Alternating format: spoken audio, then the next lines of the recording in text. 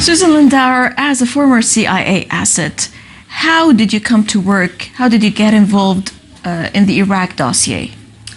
I was recruited by the CIA and the Defense Intelligence Agency to set up contacts at the United Nations with Libya and Iraq in the 1990s. Mm-hmm. This was covert on the international scene in that no one in the media was allowed to know what I was doing. However, both the Iraqis and the Libyans were informed from the very first meeting that because of my deep opposition to sanctions and my deep opposition to war, I was willing to act as a back channel to Washington.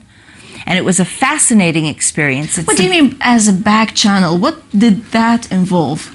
A back channel transmitted messages from Washington to Baghdad or Tripoli and worked to get information from those governments, particularly regarding terrorism issues. Mm-hmm. So you've been traveling back and forth to Iraq and Libya? I was working at the United Nations level, so I was traveling to New York. Mm-hmm. Frequently. I would go about every 3 weeks. I would have meetings. I ended up having between 150 and 170 meetings with the Iraqi diplomats, and I had approximately 800 to 1,000 meetings with the CIA and the Defense Intelligence Agency. This was very intensive, and it went on for a very long period of time. It made me the chief intelligence asset covering Iraq and Libya throughout the 90s, when they were pariah nations and no one else had contact with them. Susan, what prompted the CIA to resort to such kind of step of trying to find a resolution for the conflict through people like you? Well, initially, the CIA tried to hold the sanctions into place, and for many years, of course, they succeeded. But by the end of the Clinton administration, the world community would no longer tolerate the suffering of the children. Literacy had been wiped out in Iraq in a single generation. 2 million Iraqi people had died from sanctions, including 1 million children under the age of 5. 11,000 Iraqis died every month. So you were talking about the subject of sanctions. What were the sanctions for? Who did it target? Actually, usually people do sanctions against regimes, but not against the people of the country. Sanctions on Iraq turned out to be the greatest weapon of mass destruction ever in the history of the world. Sanctions killed more people than all the nuclear bombs, all the wars. 2 million people died. And by the end of the Clinton administration, all of a sudden the international community woke up to know that genocide was going on. Of course, this had been happening for a long period of time, but all of a sudden the international community could no longer tolerate it. And at that point... What did they do? Pilots in Europe began to fly humanitarian flights into Baghdad International Airport. And they began to carry medicines and activists and food in violation of the sanctions. And it was just clear that the international community would not tolerate it any longer. Now, this became very important because it showed the CIA. The CIA did not want to make peace with Saddam. The CIA was never soft on Iraq or Saddam. But they realized the political reality was that the United States would have to alter its policy or would have to adjust in order to control the situation for the advantage of the United States. Everything that they did from this point on was how to secure maximum advantage for the United States as the sanctions were crumbling. Susan, you're trying to show that the CIA is an agency that is very humanitarian in this sense, and that they want to do something to alleviate the pains of the people in Iraq. Not at all, not at all. They wanted to control the agenda for the United States so that the United States would retain control in and access and power in post-sanctions Iraq. From the Bush administration, Susan, what happened with the CIA and how was its role defined? Well, it was very interesting. From the very start of the Bush administration, the CIA, unbeknownst to the rest of the world, the CIA began a dialogue for a comprehensive resolution of the conflict. the CIA recognized the sanctions were collapsing, and they were trying to dominate the post-agenda, the post-sanctions agenda for the Iraqi government, and they began a covert dialogue with the Iraqi ambassador, Dr. Saeed Hassan, and with senior diplomats from the Iraqi embassy to figure out how much the Iraqis would give the United States so that America would be protected from punishment after 13 years of sanctions that had killed 2 million people. And how much did the Iraqis offer? The Iraqis offered everything. The CIA was amazed. This is something that you were never told happened. This is what was concealed from the whole world population. What did they offer? They offered, on weapons inspections, the world does not know that Iraq agreed to weapons inspections immediately. I gave 11 progress reports to my cousin, who was the chief of staff for George Bush. And at the very top of the government, Andrew Card, at the very top of the government, they were aware that Iraq most likely did not possess weapons of mass destruction because Iraq was so eager to get the weapons inspectors back into Baghdad. I had 11 progress reports telling them over and over again that it looked like Iraq was already clean. Mm-hmm. It looked like Iraq had nothing. We never believed that they did. That was a lie that they made up. We never believed that Iraq had weapons. It was a pretext. What other offers did the Iraqis put on the table? Well, this was very exciting, and this is important to consider in terms of Syria and Iran, because of course we started off looking only at weapons inspections, but very quickly we found commonality and other areas where we could have cooperation, which were very exciting. The peace that we were building turned out to be very exciting indeed. On the question of terrorism, Iraq was willing to allow the FBI to send a task force into Iraq with authorization to conduct terrorism investigations, interview witnesses, and make arrests. After 9/11, Iraq sweetened the deal by offering the United States financial documents on early al-Qaeda figures that would show where the finances were being kept. Mm-hmm. Saddam had hunted these groups. He was obsessed with radical Islam and conservative Islam, and he was concerned that they would try to take advantage of Iraq's poverty and the disenfranchisement from the people, from the government, the lack of central authority, and that the Islamists would try to set up a radical Islamic government. And so he chased these people. He was very aggressive in hunting them, and he knew all of their secrets, and he offered to give it all to the United States. The third thing that surprises people is that Iraq offered the United States preferential contracts to American corporations in every sector that the CIA demanded. The CIA demanded that all American corporations that had been operating in Iraq prior to the first Gulf War in 1990 would be allowed to return to Iraq at the same level of market share that they operated at before the first war. So all American corporations had to go back in. In addition, the healthcare system had been destroyed. So America demanded that the U.S. would have preferential contracts in hospital equipment and pharmaceuticals and just healthcare services overall. America demanded that telecommunications had been destroyed. So America demanded that American corporations would have preferential contracts for telecommunications equipment and services. They also demanded transportation. The Iraqis offered to buy 1 million American manufactured automobiles every year for 10 years. Imagine, and they didn't take such offers. Well, the CIA was building the strongest possible platform for the United States. And it is important to realize, and as an American, I acknowledge that diplomacy achieved far greater results than were demanded by the United Nations. The United States, the CIA demands far exceeded what was required by the United Nations for ending the sanctions. you can see this as a negative because it's unfair that the CIA was demanding more for the United States to stop Iraq from punishing Washington.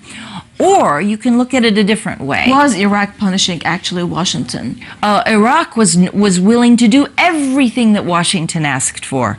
Everything. So I can see here that there are some parallels between what took place in Iraq and all these steps and offers and whatever, and what is taking place now in Syria. And also, perhaps what also took place in Iran, and they opened the arms for the inspectors, and they were given some. They were. Are you the CIA? Are you the Washington and London and the G8?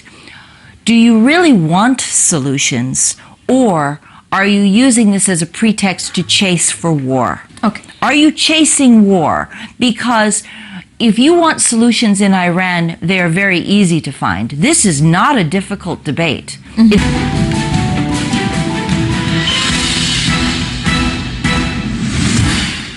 Welcome back. Susan, you were talking about all these offers that were put on the table by the Iraqi regime to avoid such kind of war against Iraq, but yet the pretext was always weapons of mass destruction, and then the purpose was democracy. And was it the regime change that they were after? After all, the amazing the toppling thing of about Saddam it, Hussein. the worst part about this, in my opinion, was that Iraq offered major democratic reforms, which would have achieved every goal of removing Saddam from power, But did you without buy that? firing a shot. Yes. Because, you know, we know Saddam Hussein. No. Saddam Hussein was a survivor. He could see the writing on the wall. He was looking for a way to step down and to move into the end of his phase of his life without this trouble. And who would take over his son? Absolutely. No. What they offered, what Iraq offered, which was very significant, and which would be very interesting to try in other countries. Iraq had its own idea. It offered to repatriate the Iraqi exiles and have them housed at embassy compounds, expanded embassy compounds, protected by embassy security. They would have had the rights to establish party headquarters and to campaign around the country, to have opposition newspapers and opposition radio stations, television stations, for the Iraqi people. There would have been elections within 18 months to 2 years that would have been supervised by the Iraqis said, why don't you bring in Jimmy Carter? Jimmy Carter is a famous former U.S. president who goes all over the world monitoring elections to make sure they're fair elections. He went to Gaza. The United States that did not want to have free elections in Iraq. They wanted to set up a puppet dictatorship, they thought. Now, whether they have succeeded or not is another matter. But they had an agenda, which was that the United States wanted to choose who was going to be in power. They did not want to leave that decision to the Iraqi people. And how does what happened in 9/11 tie deeply to what happened against very Iraq? Deeply connected to it. How? What you have asked me is they had. In April of 2001, I was summoned to my CIA handler's office, and he asked me to deliver a message to the Iraqi embassy.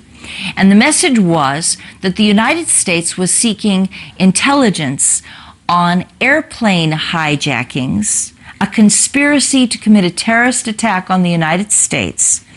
And by June, we knew the airplane hijacking conspiracy would involve an aerial strike on the World Trade Center specifically. We knew exactly what was going to happen. And my CIA handler told me that he had a message for the Iraqis. If Iraq discovered intelligence about this conspiracy and failed to deliver it to the United States through my back channel, that's what it was for. I was supposed to carry these messages to the Iraqi embassy, and if they had anything to tell us, they would give it to me and I would give it to the CIA. So this is what it was properly used for. But if they found this intelligence and failed to communicate it to us, then the United States would declare war on Iraq, and they would bomb them back to the Stone Age harder than they'd ever been bombed before. Now, by this time, Iraq had been bombed pretty hard. So trying to communicate to them that this would be the worst thing that had ever happened to them was fairly difficult. If you've already murdered 2 million children, you've already wiped out the hospitals and the education system, what more can you do to somebody? But the United States was determined to communicate that whatever they could do, they would. So you delivered that message. How was your tone? Well, when I first delivered the message, I was very polite to the Iraqis. We were having a very productive conversation about how to resolve this, and I said, hey, could you please send a message to Baghdad? Send them a cable that we're looking for any intelligence on this airplane hijacking, actionable intelligence that would help us stop the attack. And I said, you know, I was very polite about it. And Iraq said, sure, we'll be happy to cooperate. They had always cooperated in the past. Like I said, Saddam Hussein was one of our best sources on anti-terrorism intelligence in the 1990s because he recognized that this was something that he could attach himself to Washington on. And I was willing to communicate it. And so they were very forthcoming all the time. They were never difficult. Yes, what happened next, Susan? I went back to my CIA handler and he said, so, what did Iraq say about my threat? And I said, well, I didn't actually threaten them. I said, would you please get the information for us? And they said, sure. We'll see if we have anything. If we have it, we'll let you know. My CIA handler blew a gasket. He was furious. He stormed around the room, around the conference table, shouting obscenities about the Arabs, which are not printable. Yes. Every dirty word you can think of to describe Arab people. Okay. And that he demanded it. He said he was not asking them. He was demanding that they must give it to us. And that I must go back and this is very important, I must tell the Iraqis the threat of war originated at the highest levels of government, above the CIA director and above the Secretary of State. That was the exact wording that I was supposed to use. Above the CIA director and above the Secretary of State. Now, in the United States, there are only 3 men. President George Bush, Vice President Dick Cheney, and Secretary of Defense Donald Rumsfeld. Those are the only people. And I must be very clear, those people already knew about the 9/11 conspiracy in its precise detail. They knew that there was an airplane hijacking conspiracy and it would strike the World Trade Center. I am on record telling my friends, yes, and this is how we got the story out. I told civilians that it would happen at the end of the summer or early fall. How did they know? I mean, your handler, Dr. Richard Fuse, how did he what's his source of information about the hijackings and what's going to take place against the World Trade Center on 9/11? On the day of 9/11, he revealed his sources to me.